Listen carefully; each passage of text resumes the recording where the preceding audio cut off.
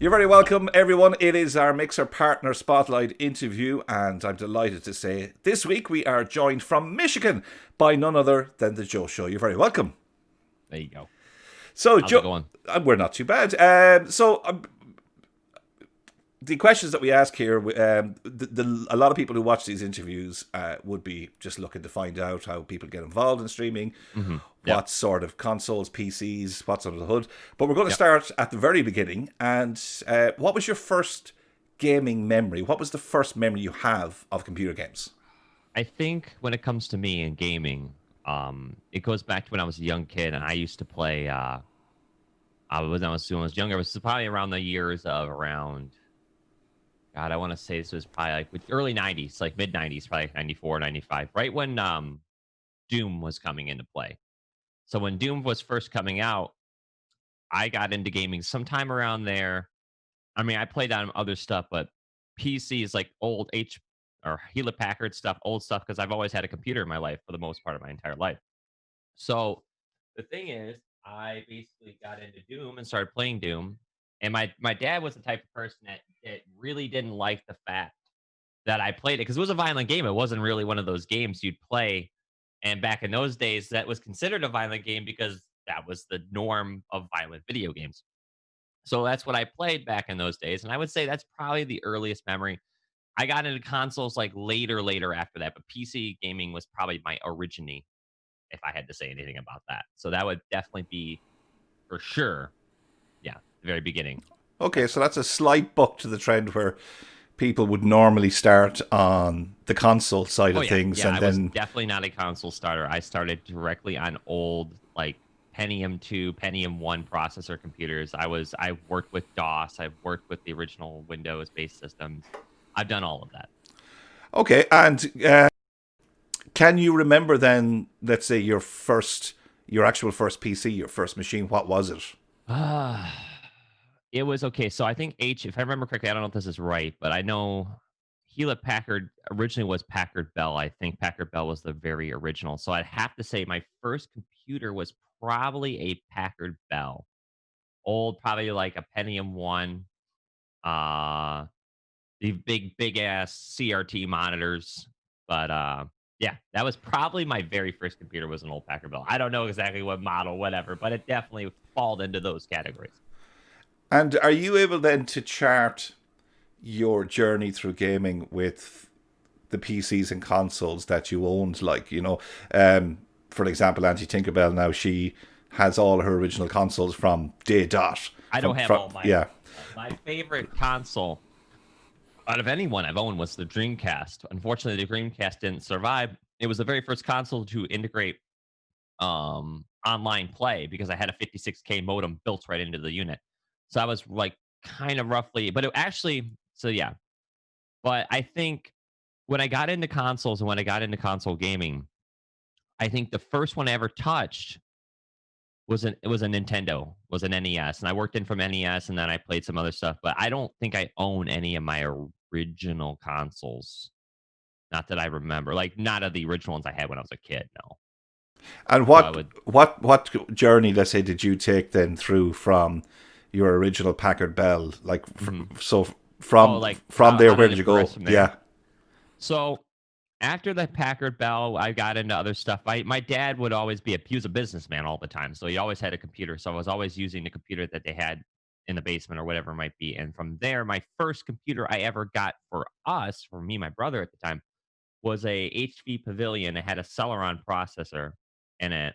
And I remember like the first actual game I played on that was probably Aliens versus Predator when it first came out on the PC long ago. And I also remember playing against my brother in a lot of the old strategy-based games. And back in those days, there was no such thing as really a network. You used what they call a null modem cable. and you would take one cable, plug it into the computer, and then plug it into the other computer, and that's how you networked those two computers together, and that's how you played games together. So me and my brother, we take the computer that was my dad's computer, we take that, bring it into my room, set them next to each other, bring both monitors in there, and then connect that cord up there, and that's how we play games from days in and days out. And that was the progression up into there, and then eventually I got my own computer as I went in there and learned how to build them and so on and so forth. Kids today don't know how easy they have it. Compared to those days, yeah. But those were a lot more simpler times. Yeah. Those were a lot more easier times than you have. You have so much complications. There's so much more to a computer nowadays than there ever was before. So. And at what point then, like obviously through your journey, would you have discovered Twitch first, or would it have been Beam? I was Twitch. Yeah. It was back in around 15, because I started making YouTube videos long ago. It was right after, I'd say right late 14 into 15. I started playing League of Legends. I would upload a few videos here and there, but then after that, in 15, I started getting on Twitch, started playing a lot of League of Legends and playing other games or whatever, and gaming and whatever. And then throughout that into like mid 16, that's what I did. I was grinding out. I go to work, come home, I'd stream. And then a friend of mine, an Analyst 89, told me about a website that was called Beam at the time. And I was like, I've never heard of this website. So we both went over right around the same time into this website because they offered this thing that was revolutionary at the time called FTL. And they were talking about this sub-second latency streaming. And I was like, this is very interesting. So when I tested it out for the very first time, I was literally blown away because it was such new technology at the time. And now, just now, Twitch is starting to get into that type of lower delay. It's not 100% at where Mixer is, but I would say it's getting there. But yeah, I did start on Twitch for sure. And okay, so like obviously, I think almost every partner that we've ever spoken to, with the one or two very rare exceptions, would have obviously started on Twitch, and a lot of them would have cited the FTL as being the big reason that they made the move to Beam when it originally. To me, it wasn't. Yeah. To me, the reason why I switched was, one, it's literally, when you look at it, you can almost look at it like YouTube, or you can look at it like an overinflated currency. When I was on Twitch, you can't get enough footing in an industry or a website that's got so many people that have already done it, especially on YouTube. If you were to say like, oh, I want to start making YouTubes nowadays, unless you're doing it for like fun, there's really almost no point, because it's such an overinflated platform. You got millions of people that want to do the exact same thing as you. So doing it on that site was almost impossible. So when we decided to make the switch, it was almost great because it's almost like a fresh restart on a platform that just started. So you were able to grow with that platform as the platform grew and continue on. And that's where we are today. And obviously at the minute, Twitch is still that overinflated behemoth because it's just got, of course it is. Yes. But do you see, obviously as a Mixer partner now, but do you see the benefits of the likes of Ninja Moving and Gathalion and, Shroud and everybody else? Do you think that's going to, like, where do you see Mixer in maybe 5 or 10 years? It's a good question. Let me think. I was a little bit shocked when I read that that Ninja was coming over. I didn't think it was going to be possible, especially not Shroud. But I think Shroud came over as kind of a recoil effect. He knew that Ninja was doing very well, and it was like I said, it was back, like I said before, it's an opportunity for a fresh start. So I think what Ninja had in general was that he was just sick and tired of the toxicity that Twitch had. So he said, well, what can I do? And Mixer was looking for an opportunity to grow their platform exponentially, which they did when Ninja signed. So having that ability to take that and to roll with it was exponential, especially with Shroud coming over. And I don't even know who else is going to come over. So where would you see it then? Maybe in 5 or 10 years' time, do you like it's obviously going to continue to grow? And more than likely we will, because there's always rumors each week. The biggest thing that Mixer needs to do when it comes to growth is an advertising campaign that works. If they can keep advertising and doing it very well, then any company can survive. Any company survives based on how well they put their name and face out there.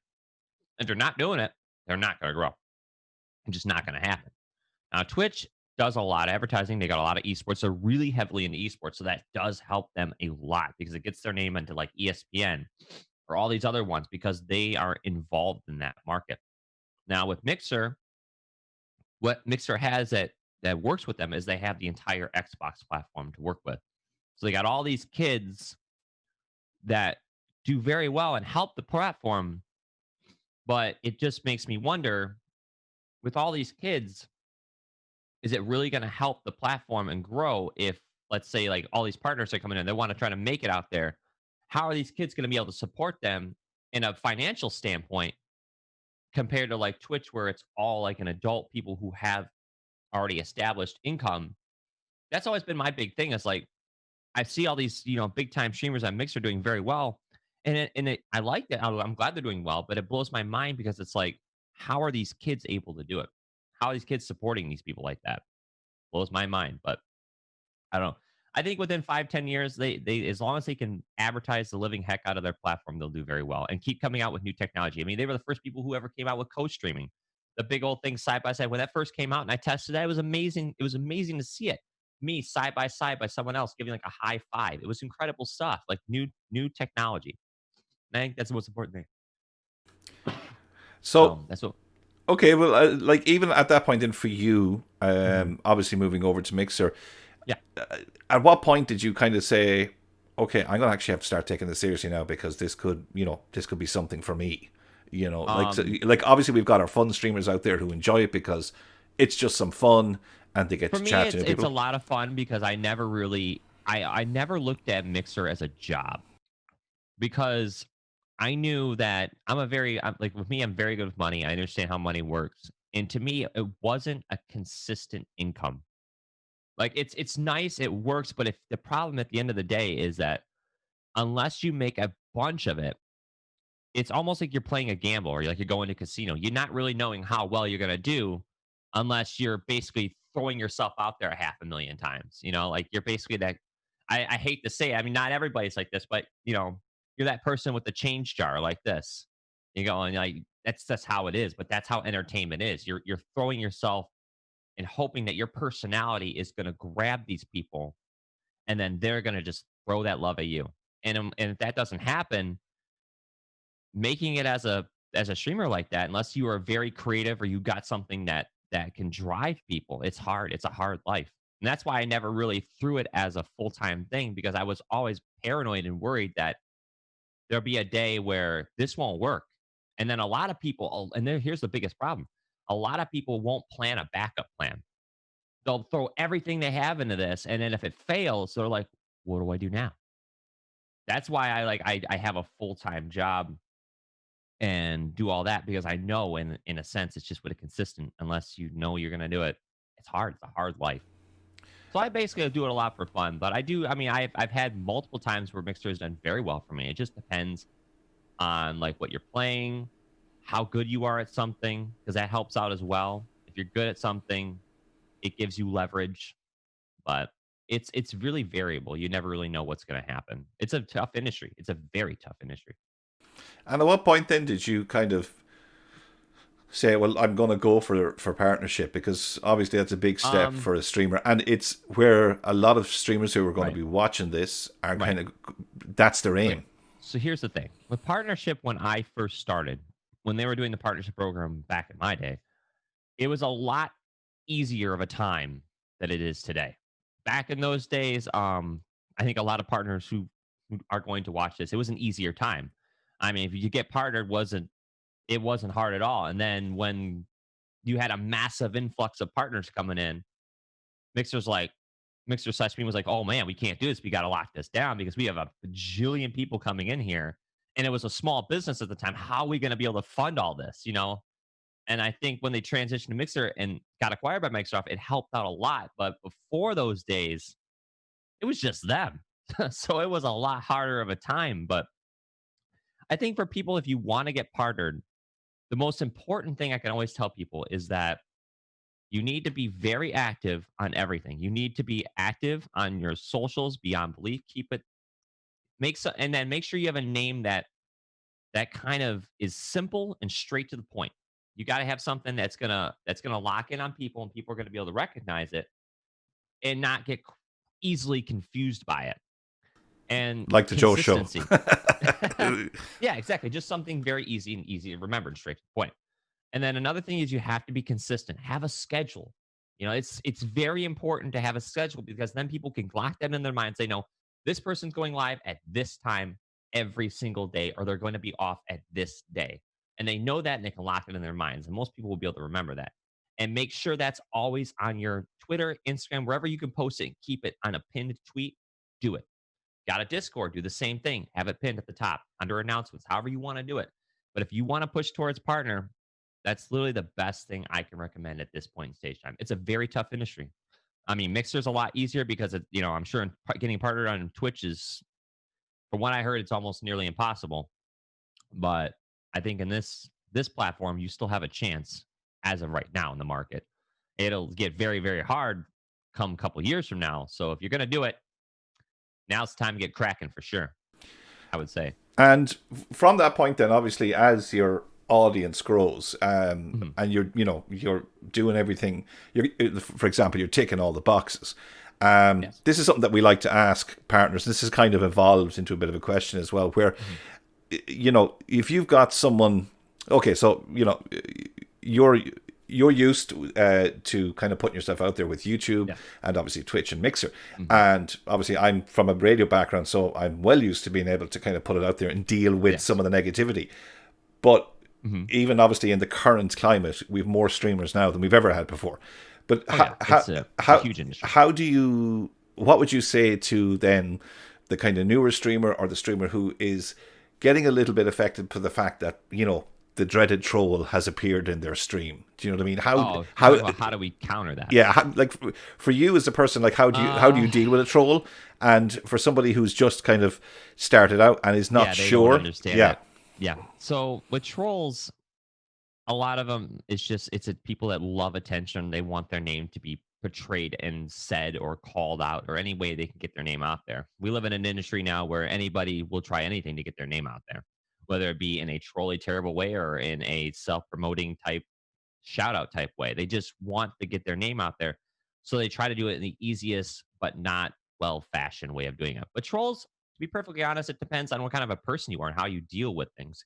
Everybody emotionally, or everybody in their head deals with trolls in a different way or fashion compared to who you are and how emotional you are, how logical you are, what type of person you are. But if you're a new streamer and you're dealing with trolls, the best thing is just know that not all of them are bad people. They're not all terrible people. They're just, I feel like everybody's personality and how they engage in certain things is different. Now, if it's terrible and bad and wrong, then time them out, ban them, get rid of them. You don't want that toxicity in your channel. You want it out.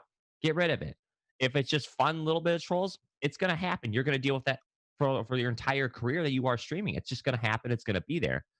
More people get it. Certain people get it up better or worse than others, depending on who you are, or what kind of audience you're exposed to. If you're playing a lot of younger generation games, you're going to see a lot more trolls because younger kids, at least in this day and age, are a lot more different than when I was growing up. Because kids nowadays, they're like rambunctious. They run all over the place. So you really, like when I was young, you would never see what you see today. It's unbelievable. But yeah, just deal with them in the most professional, respectful way you can. If it is very rude, offensive, racist, whatever it may be, get them out of there. Get them done quick. That way you don't have that toxicity in your stream and you can continue to grow your name, platform, and brand. Okay, so moving on from that then, for the Joe Show especially, what do you run under the hood? What's under your hood? What's under the bonnet? As of right now, I run a Ryzen. It's a 1700X. I've got it overclocked. I think it's a 3.2 standard. I run it at 3.8. I water cool it. I run 16 gigs of DDR4 RAM. I can't remember what hertz I run it at. I run an Asus. I run a lot of Asus of everything. I have Asus monitors here that I've had. One of them I've had since 2010, and it still kicks. My other one I run is a 4K monitor. I run a Astro A50 headset. I run a Go XLR mixer that's uses for XLR mic. I have a Shure SM7B. I love this thing. It's a very one thing I've noticed about this mic. I see it everywhere on mixer. Queen Eliminator runs it. There's a bunch of people that run the same exact mic, and I enjoy it. It's a good mic. There's a lot of range you can do with it, and I never really understood audio very well. But when you get into streaming, you start to fall in love with it. I've learned with mics and whatever, you just there's so much you can do in audio that I never knew possible. So getting into XLR mics was very, very interesting and very awesome. I run a 270 RTX video card. I'm excited to see what NVIDIA does.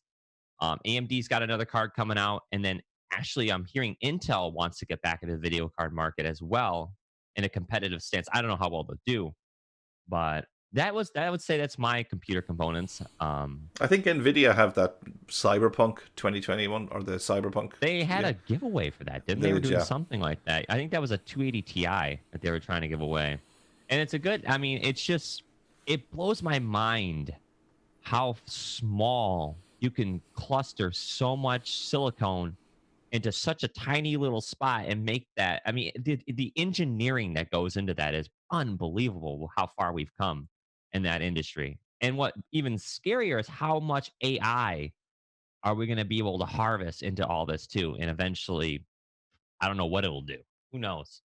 So it's a very, very huge industry. We're looking at a Skynet situation, really. What you're saying. I mean, yeah, in a way, but like I don't know. Like it's one of those things where like it does have a lot of, and you got the whole like satellites now that they're putting up in orbit from Elon's doing with that whole internet thing, which I've seen videos of it. It's literally like these dots that are rotating in the sky in orbit. It blows my mind. I'm like, what do we come to? What is this?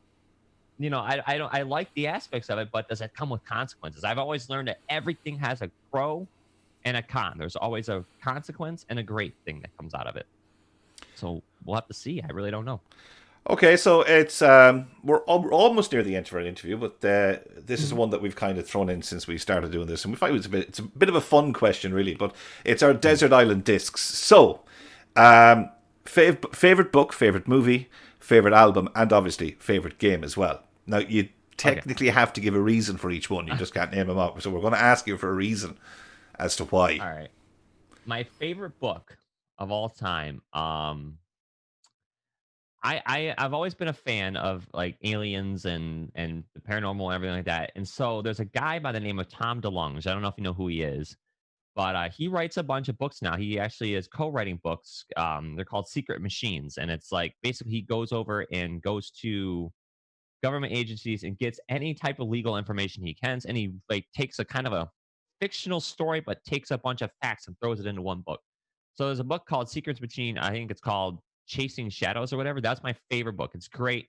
It's phenomenal. I love it. But I love nonfiction. I can't stand fiction. I'm not a big fan of it. I never read it. My favorite movie of all time, I have two of them. It's probably Forrest Gump because I'm a 90s kid. I love the 90s. And The Dark Knight. That's probably one of my, it's such a well-directed film. It's fantastic. It's great. The acting, I believe, is just phenomenal. Okay, I got to stop you there on that. So you are a Batman fan. Love Batman. I was a DC guy when I was growing up. I read DC comics. What's your views on Robert Pattinson?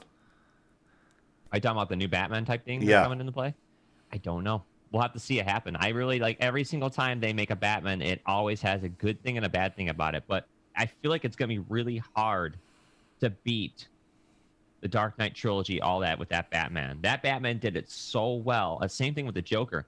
To be able to beat that, and the only other Batman that I knew was great was like back when the original one came out, when you had Jack Nicholson and all that stuff like that. So it's really hard. But then again, every generation has a different, like right now we got all this Marvel stuff going on. That's just crazy. I want to see DC do the same thing, but they haven't been able to, I don't know, get a handle on it. But I'm curious to see what they do. I mean, every Batman's going to be unique in its own personal way. It depends on obviously the creators, I suppose, side of things as well. Creators, directors, it's all varied. It just depends on how you look at it. Much and all as I absolutely adore Heath Ledger's take on it, I'm pretty much like you. No, it was incredible. It's just like, how do you beat that? And they came out with a new one. I mean, you can't touch it. Like it's not even that great. It's hard for my mind to grab a hold of something better. Yeah. I'm of an age where I still remember the shark repellent spray. So, we'll just put that to one side. You know what I mean? That famous. Right. But, I think every generation will have their Joker. Every generation is going to have their Batman. I mean, we had the old, who was the actor that did it back in the day for the old Michael early Keaton. stages? Was it? Yeah, for the old Batmans, back when it was on TV. Oh, Adam West. Yeah, because the punch, the pow, and whatever. Yeah. Those were the old days of Batman. Those were the original days of Batman. So. Yeah, I think we had Adam West, then we had Michael I know Keaton. It was Adam West, because Adam West was the big guy. I'd know him for it. Yeah, and then obviously appeared in Family Guy and Big Bang Theory as Adam West. So that makes it all about. Okay, crazy. Favorite album? Album of all time. Man, that's a tough one. It's either gonna be Kid A from Radiohead or In Rainbows by Radiohead. I'm a huge Radiohead junkie. I like a lot of I would say a lot of British music. I love The Who. I love Radiohead. I love Oasis. I love a lot of stuff. I just like a lot of. I like music it's intricate, has a point. Like a lot of your new age music nowadays is just, it's nothing. Really. No. It's not angry music. No, it's just weird. We live in a very, very weird time in music, especially music and entertainment. I don't think I've seen any more weirder of a time that we live in today than we do now. It's crazy what this world has become, and at least in the entertainment industry and the music industry, it saddens me in a way, because I guess it's just me looking and wanting a simpler time. We live in a day now where nobody ever not has this thing by their side. I mean, and communication isn't even there anymore as much. We don't spend time with people as much. Families are no longer close as they used to be because we have technology, and it puts people apart. And it scares me. I mean, I don't know how bad it's going to get. It could get even worse. So, favorite game? Favorite game.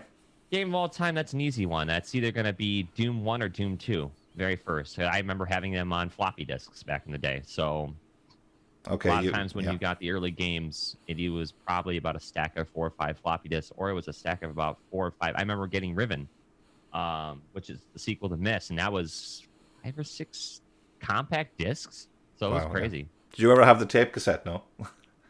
I had tape cassettes. Yeah, I listened to cassettes when I was young. No, but for actual game programs, I remember. You're talking about the, what do they call them? The Commodore 64, Amiga.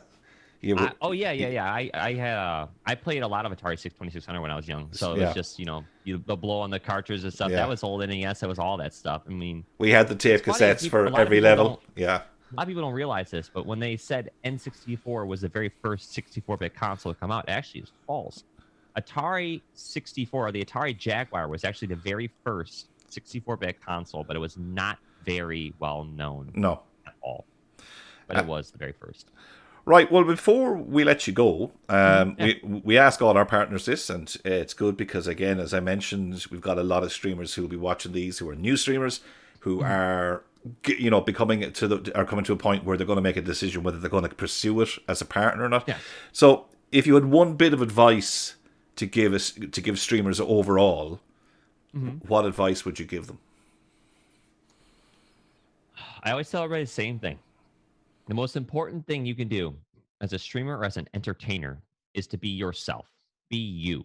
Don't change because of trends, because of something popular, because you want to make a buttload of money from it. Just be yourself. People want to see you. They want to see you for who you are. Yeah, you're going to have people that just watch for Fortnite or whatever it is, but you have to be yourself and enjoy what you do. Otherwise, you're just going to dig yourself a hole. You're not going to enjoy it. It's going to become a job. You don't want it to become a job. You want it to be something. Well, you want it to become a job, but you don't want it to be most people consider a job. I got to go to work. You want to make something you are going to love and you are going to enjoy, and people will love and respect you for it. Because there's always going to be people out there that want to watch you. You may not think it, and it's very hard to become a streamer. And I've had people come to my stream all the time. Oh man, how do you get this many people watching your stream? I've been doing this since 15. It takes time. And a lot of people, especially in this day, they're not patient. Nobody's patient. They want everything now. And I will tell you, it's not going to work that way. It's going to take years. You just got to have that in your head, and you got to stick with it. Because if you don't stick with it and you don't be consistent, the chances of you getting to that are very limited and very slim.